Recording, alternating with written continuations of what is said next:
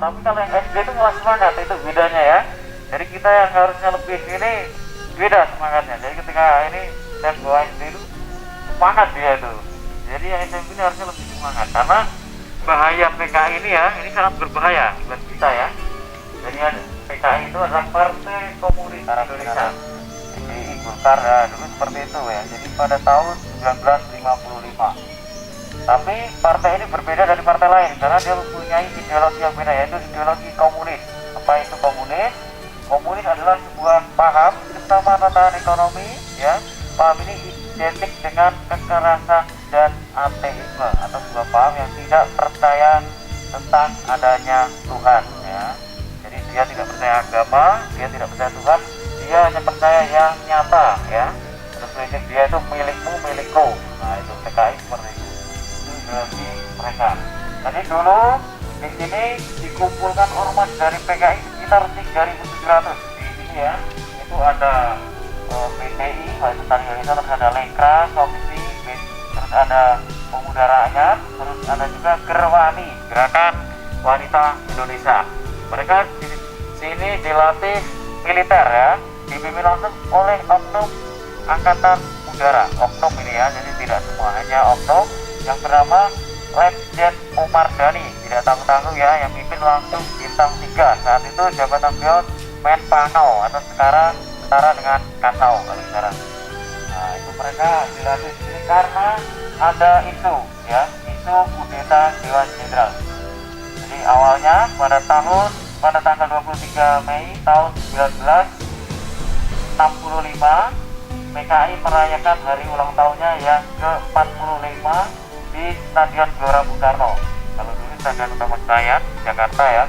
Dia mengundang tokoh-tokoh komunis internasional, diantaranya Perdana Menteri Cina yang bernama Zhou Enlai ya. Waktu itu dia diminta untuk berpidato. Di tengah-tengah pidatonya dia berjanji akan memberikan 100.000 pucuk senjata secara cuma-cuma apabila Indonesia bisa membentuk angkatan kelima. Apa itu angkatan kelima? Buruh dan tani yang dipersenjatai. Jadi setelah darat, laut, udara, polisi, ya PKI ini ingin bentuk angkatan kelima. Ditambah lagi pada bulan Juli PKI saat itu pimpinannya DNID ya, mendengar informasi dari dokter kepresidenan bahwa umur Bapak Soekarno tidak akan lama lagi dan apabila beliau hidup akan mengalami kelumpuhan sehingga tidak bisa memimpin negeri ini karena saat itu beliau menjabat sebagai presiden. Mendengar informasi seperti itu, DNID dan rekan-rekannya semakin gencar melaksanakan rapat-rapat tertutup di rumah para tokoh PKI ya. Dan segeralah saat itu beliau menghadap ke Bapak Presiden Soekarno. Tapi tidak di ACC atau tidak disetujui ya. Terus Bapak Soekarno meminta untuk menghadap ke 4 angkatan, yaitu darat, laut, udara, dan polisi. Dari keempat angkatan yang paling menentang adalah angkatan darat ya. Sehingga mereka dendam. Nah ini yang dibunuh di sini ada 7 kepala revolusi itu ya, itu yang menentang keras dibentuknya angkatan kelima. Mereka menentang karena mereka terlalu beresiko untuk negeri ini dan akan membuat karut-marut negeri ini karena senjata ilegal akan di mana-mana. Akhirnya mereka dendam lalu membuat rencana bagaimana caranya untuk membunuh tokoh-tokoh angkatan darat ini, yaitu dengan cara isu Dewan Jenderal, yaitu kudeta ya, akan ada perebutan kekuasaan secara bangsa Bapak Soekarno ya oleh tokoh-tokoh Dewan Jenderal ini. Padahal itu fitnah, itu hanya isu dari PKI dan banyak yang terpengaruh, termasuk Letkol Untung Samsuri, dia adalah Cakrawirawan dan Cakrawirawa. Kalau sekarang pasukan pengawal presiden ya, kalau dulu Cakrawirawa Pas Pampres. Dia terpengaruh dengan isu Dewan Jenderal tersebut karena dia harus melindungi presiden ya.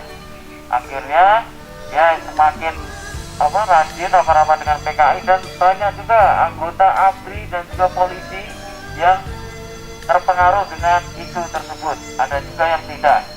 Akhirnya dibuatlah rencana yaitu mengumpulkan massa di sini karena PKI tahu kekuatan Jakarta tidak sebanding ya, lebih besar. Akhirnya dikumpulkan massa dari Jawa Tengah dan Jawa Timur.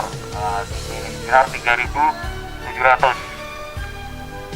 Terus nama lubang buaya itu hanya nama sebuah desa, jadi tidak ada di dalam sumurnya itu ada buayanya, tidak, itu hanya nama sebuah desa. Jadi mitos ceritanya dulu di sebelah sana kan ada kali Sunter, kalau kering musim kemarau itu terlihat lubang-lubang, dan di lubang-lubang itu terdapat banyak buaya ya, jadi seperti itu ya. Makanya nama daerah ini Kelurahan Lubang Buaya, Kecamatan Cipayung, Jakarta Timur. Nah, belakang kita ini namanya Lapangan Sabta Marga. Tiap tanggal 1 Oktober selalu diperingati sebagai Hari Cacat Pancasila, dan dilakukan upacara di sini ya, dipimpin langsung oleh Presiden Republik Indonesia. Nah, jadi setiap tahun ketika tanggal 1 kita bukanya agak siang karena nunggu selesai nih, karena ditonton di TV ya, kurang lihat ya hari ya, setiap tanggal 1 Oktober. Terus dari ketujuh pahlawan revolusi itu ada 4 yang masih hidup waktu itu ya, yang disiksa di rumah penyiksaan, yaitu ada Bapak Maijen S. Parman, terus ada Bapak Maijen R. Suprapto, ada Brigjen Sutoyo, dan satu lagi Letu Pierre Andreas Tendian. Letu Pierre Andreas Tendian ini adalah apa? Dia adalah korban salah tangkap. Jadi sasarannya sebenarnya adalah komandannya, yaitu Bapak A.H. Nasution, tapi beliau berhasil melarikan diri dengan cara melompati pagar di belakang rumahnya. Tapi naas anaknya yang bernama Ade Irma Suryani Nasution terkena pantulan peluru sehingga sempat koma selama 5 hari dan meninggal pada tanggal 6 Oktober tahun 1965, dimakamkan di Kebayoran Baru, Jakarta. Sama Letu Tendian yaitu korban salah sasaran. Jadi ketika disiksa ada yang mengenali bahwa Tendian ini bukan sasaran, tapi apabila dilepas takut dia akan bercerita, akhirnya dia dibunuh sekalian. Jadi yang di sini tuh ada 7 pahlawan revolusi, tapi sebenarnya pahlawan revolusi itu ada 10. Satu di sini, satu lagi ada di Jakarta yang bernama Aibtu K.S. Tubun. Dia adalah penjaga rumah waktu itu Wapendam 2, Wakil Perdana Menteri 2 yang bernama Dr. Laimena. Dia rumahnya bersebelahan dengan rumah Bapak A.H. Nasution. Pas kejadian di pos jaga dia ingin mengambil senjata tapi ditembak duluan dan meninggal di depan. Terus yang ke-9 adalah Nito Sugiono, yaitu Kepala Staf Korem 072 Pamungkas yang ada di Yogyakarta. Terus yang ke-10 adalah Kolonel Katamso yang adalah Danrem 072 Pamungkas yang di Yogyakarta juga. Dia dibunuh menggunakan kunci mortir, jadi sebuah besi yang cara dipukulkan ke dalam, dipukul di kepalanya ya, sehingga tulang tengkoraknya retak. Nah, itu jenazah ditemukan sekitar 21 hari baru ketemu di daerah Tentungan, Yogyakarta. Oke, lanjut sekarang kita sambil jalan ya, nanti kita jelaskan.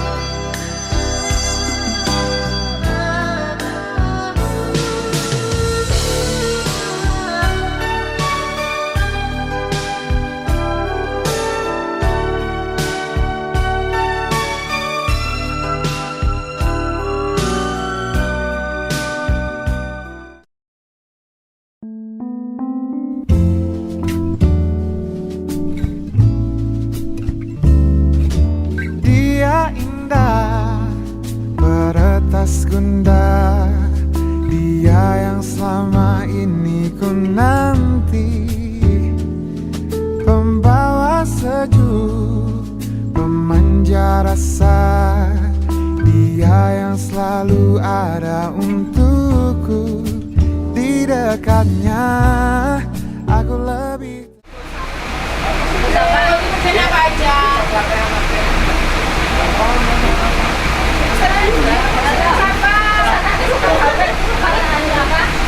Siapa?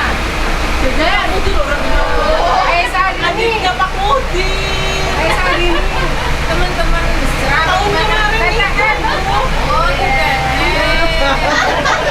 berarti perlu dilaporkan ini ya? Iya. Laporkan? Laporkan ke mohon izin ibu. Iya nggak apa-apa mbak. Sepeda aja apa jalan? Jalan hanya jalan sama. Lu kan biar kakak biar tahu. Jalan yang orang tahu lihat sebenarnya gue. Ya. Cerita ini saya. Biasanya kan orang tuh jajan maksudnya. Gosip.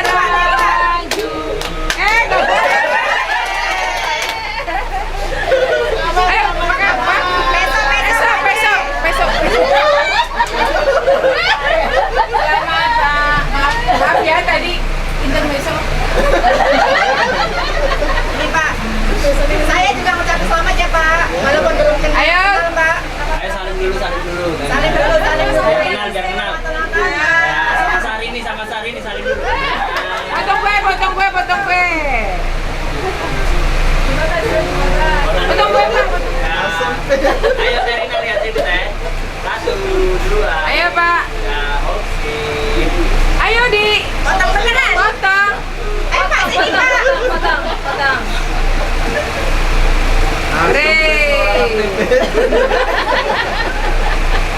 Ini sekali seumur hidup loh. Jarang-jarang ya Bu. Nggak pernah Mbak. Makanya tadi kan aku beli roti buat siapa? Pantesan saya suruh bawain kuenya, pinjam dulu. Pak De, pinjam mangkok nggak ada itu. Oh, udah. Ini ya.